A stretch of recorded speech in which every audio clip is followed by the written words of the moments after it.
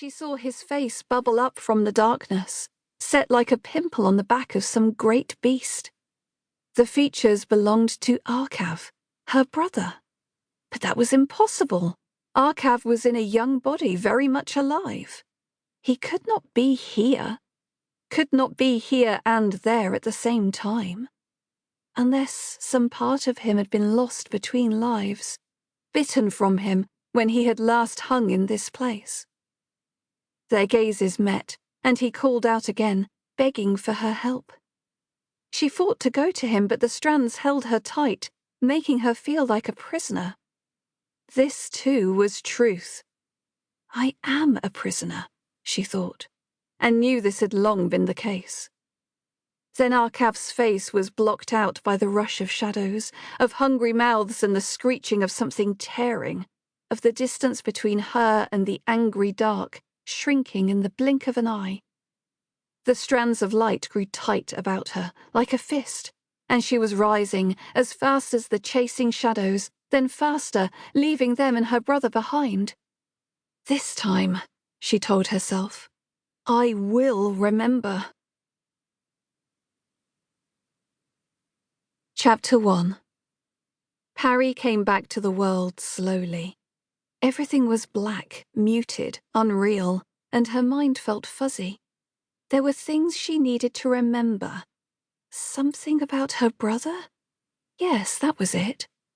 The details skipped around the edge of her consciousness, still close enough for her to grasp, but other things were fast taking her attention.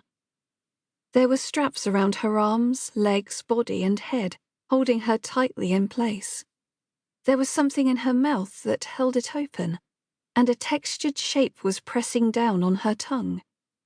Somehow she knew it was a mesh, and that it held a godpiece, the anchor that kept her soul from drifting free between lives.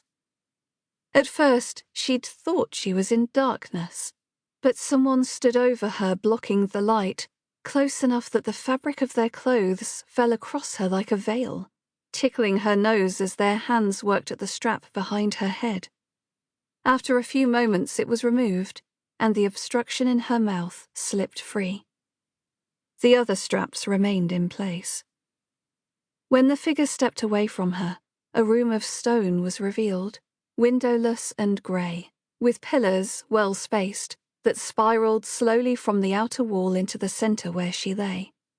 Cool air brushed her naked skin, and she saw there were 7 strangers moving around her, their robes whispering as they walked. The sound tickled a memory in her mind of something important. She had recently heard whispers that carried a hidden meaning. What was it? Each figure carried a crystal-tipped wand that glowed, providing the only light in the room. Odd bulges moved within their robes, as if stunted limbs grew from their middles. Masked faces watched her, each one divided down the middle, black on the right, white on the left. One of them, she could not be sure which, spoke. One woman is welcome here. Are you that woman? Parry worked her mouth as her brain snapped fully awake and put all of the pieces together. It isn't just a question. No, it's a test. This is a rebirthing ceremony. My rebirthing ceremony. And not my first. I've been here before. Many times.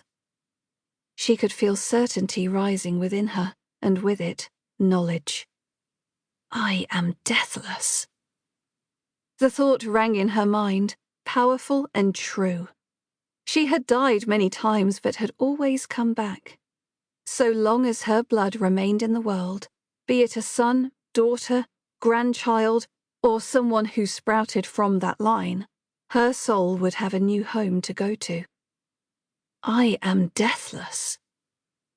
An image came to her of a castle, her castle, floating high above the forests and rivers of the wild, and within the castle, faces, of her hunters and servants, guards and story singers, cutter crafters and attendants. Not just one set, but legions of them, getting older, being replaced.